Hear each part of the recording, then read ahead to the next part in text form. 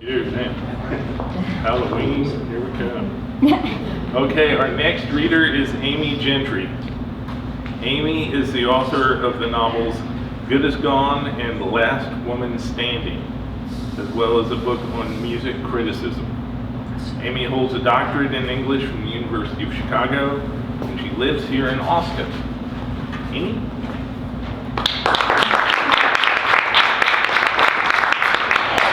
Thanks for coming out, and thank you all for having us. So I'm less worried now than I was about my selection being too upsetting or violent. Sorry. It's a real uplifting piece. That's right. Yeah, as befitting the night. But I'm still going to give you just a tiny bit of context for this scene that I'm about to read. The book that I'm reading from is Last Woman Standing. It's my second suspense novel. And as well as being a writer, I also have done some volunteering for a safe place, a women's shelter in town, and my work is always informed by issues of violence against women and women's experience and how they deal with it. Again, with a thriller, with a thriller twist. The books have been called feminist thrillers. So, the first book, Good Is Gone, dealt with a very rare form of crime, kidnapping. With this book, I wanted to address a more widespread type of women's experience and kind of have a little fun, as it were, with something that a lot of women have actually gone through. And then as I was in the final stages of writing it, the whole Me Too movement thing happened, and I was really thrown for a loop. This book is kind of a twist on strangers on a train. Two strangers meet and vow, and they're both women in male-dominated industries. One of them in comedy, one of them in tech. And they meet as strangers and begin swapping stories over beers of how they were sort of driven out of their professions. And our protagonist, Dana Diaz, is the comedian. She lives in Austin. She's just left LA at the beginning of the book. She's kind of bounced back home from LA after a very upsetting experience with a comic in LA. And again, I emphasize that I wrote this before the Louis C.K. incident. So things quickly escalate, as they do in a revenge pact. And I'm going to read you a section from the middle of the book because I just like to do that. It's all you really need to know is that this is from Dana's point of view. This is, as I said, well into the book. And just so you know, there is some TV level violence in this, but unlike in Mark's selection, everybody in this scene makes it out alive. By the end of the book, they're all still around, so rest easy on that. And there are allusions to sexual violence, if that's triggering to anyone. There's nothing graphic, just allusions because of the nature of the book. All right.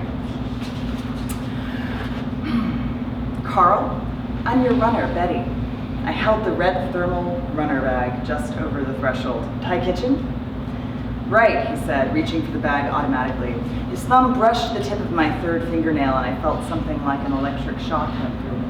Thanks, he said, already closing the door. Hey, I said. Then, never mind, have a great night. But the door halted with a tiny squeak. Carl squinted at me through the crack, giving me his full attention for the first time. I'm sorry, I already paid with the app, right? Oh yeah, you're all paid up. I was just... Here it came, my big moment. It was for this I had driven all the way out to Buda yesterday and dropped part of my winnings in the mega hardware store. This that I had fed the tail of the Betty wig through the snapback opening of the runner cap and fussed with it till I looked as much as possible like a short little girl with a tan and a blonde ponytail, the kind who could easily wheedle favors out of strangers. I took a deep breath. Is there any way I could just use your bathroom real quick? I'm like dying. As Carl's expression ran through hesitation and doubt, I added, my next run is a 20-minute drive out to the suburbs, please. In the room behind him, a grim-voiced announcer intoned the words, previously on Game of Thrones. Carl winced visibly and looked toward the screen. I promise I'll be super fast, he said, shifting from one foot to the other expressively, trying to project an urgency on par with the impending arrival of an army of undead in Westeros. The sound of a dragon screeching on the television made the decision for him. Yeah, that's fine, he said, taking a step away from the door and jerking his head over his shoulder to indicate my path without taking his eyes off the TV. Oh my God, thank you so much. As I scooted past him, stepping off the square of linoleum in the entry and onto the seedy hall carpet, I could see Carl standing in front of the sofa, transfixed by something on the screen that made a bone-crushing sound, followed by a shriek of pain. I slipped on my gloves as I walked down the hallway. Amanda had given me some idea of where to look for the USB port, but the bedroom was dark and I didn't have much time. I glanced over my shoulder toward the living room and saw the bump of Carl's head over the sofa back, unable to resist sitting down. Good sign he was getting sucked in. I went back to searching the side of the monitor, but the gloves made it hard. And then I bumped the desk a little too hard, and to my horror, the monitor came to life. The screen grew bright and a flicker of movement started up in the browser window. As the video looped, I stared. What was happening to the woman in the GIF had happened to me. It had happened a long time ago, in the dark, on a couch in the TV room, Maddie's old room at Jason's house. In a way, it had been looping in my memory just like the GIF for 10 years. I'm actually skipping a little bit here. A hand grabbed my shoulder. She's looking at the screen still. If I'd been frozen that other time, this time every nerve in my body leaped into action at once, responding to the past scene that hung superimposed over the present moment. As if it were Maddie's hands on me again, I grabbed what was in front of me, the keyboard, whirled around and wham, smashed it against Carl's face. I felt his nose buckle into the plastic side of the keyboard, but it wasn't enough. He was already coming back up, yelling something I couldn't hear with the noise-canceling headphones on. It looked like his mouth was moving around the shrieks of protest, and the effect was grotesque. I yanked off the headphones, and the full flood of noises came rushing at me. What the hell, he said between coughs, but much louder came the throb of the theme music to Game of Thrones, da-da-da-da-da, and I brought the keyboard crashing down on the top of his head with the next duh, and then tossed it aside because it was too light to do any real damage anyway. My hand fumbled around the desk until it reached something tall and spiky with a heavy base, a trophy maybe, and I smashed it. I smashed it across his face. I could hardly understand by this time who he was, much less what he was trying to say. I squatted by his crumpled form, and the voice that came out of me wasn't mine, it was Betty's. What? She said. I can't hear you. Too much noise. The credit music launched into a soaring bridge. Out of the corner of my eye, I saw flames on the TV screen. You should really turn the TV down. Your neighbors hate you. What do you want? I thought about what I wanted for a moment, but his hands were cupped over his corduroy-clad groin, so Betty swung the base of the trophy into his lower back instead. He jerked and gasped on the floor like a fish, and I remembered waking up, unable to breathe from Maddie's weight, and tightened my grip. It's okay, shh, Betty told him, just as Maddie had told me that night. Even distracted by this memory, I noticed immediately when the rhythm of his writhing shifted and his right hand started inching toward his left hip pocket. It reminded me what I had in mind. Betty pulled out the stun gun and leaned over and poked him with it. He went rigid. Nope, you don't get to call 911. Sorry. I brushed his hand, now stiff and shaking, away from his pocket. I hooked my gloved fingers past the corduroy bib and down into the cotton lining, and wriggled them past the crease with businesslike efficiency, past the hip bone that had ground so sharply into mine it had left a bruise. I'd ignored the stiffness in my hips the next day as I drove an hour and a half to Lubbock in search of a pharmacist who would sell an underage girl a morning after pill. My fingers closed on Carl's phone and I slid it out of his pocket and dropped it into my own. See, I didn't get to call 911, so you don't get to either. Who are you? Carl gasped from the floor. I'm Batman, Betty said, in a low, growly voice, and then exploded with laughter. Carl flipped onto his stomach and started scrambling down the hall, trying to pull himself along the carpet. Still howling, Betty turned toward the video that was playing on the screen and swung the base of the statue until there was almost nothing left on top of the desk. Hiding behind the monitors like an animal crouching in fear was an external hard drive. What do we have here? Betty yanked the cords out of the hard drive and stuffed the whole thing in her hoodie pocket. There was room now that the stun gun was out. I followed Carl into the den. He was moving at an excruciating pace, not in peak physical condition. Please don't hurt me, he said, backing up against the sofa and scrabbling his bare feet under him for purchase, trying to get to a standing position. What do you want? I'll give you whatever you want.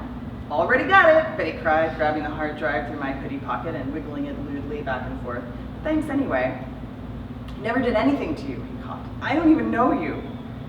That's okay. I didn't know my attacker either, I said, and I certainly hadn't done anything to him.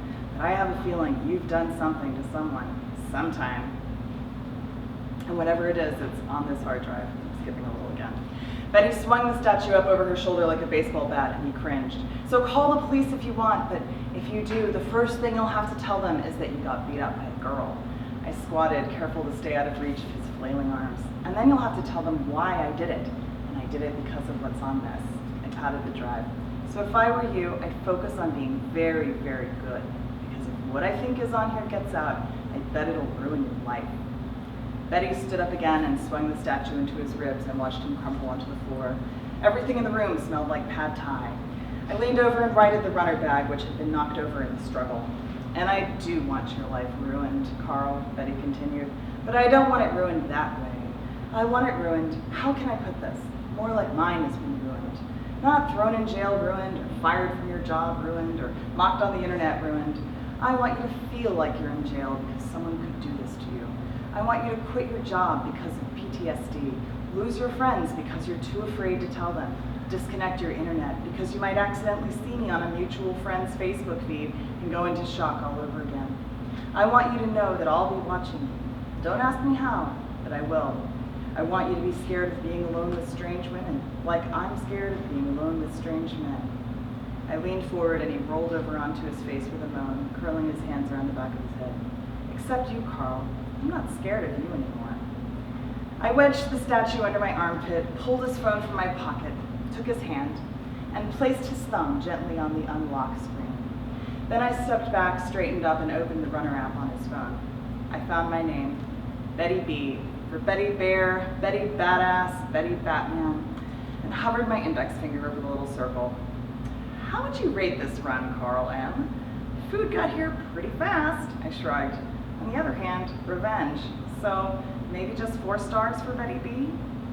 Face down, motionless except for the gentle rise and fall of his shoulders, he looked like he was asleep. You know what, Carl? I feel like you'd round up to 5. I pushed the 5th star and wiped the screen clean, then tucked it gently back into his pocket. That's just the kind of guy you are. The credits were rolling as I opened the door to step out. At the last second, I realized the statue was still under my armpit, and I pulled it out and looked at it. It was not a trophy at all, I could see in this light, but a 20-inch statuette of Black Widow, the Marvel character, in a clinging costume and back-wrenching pose that showed off her boobs and butt simultaneously.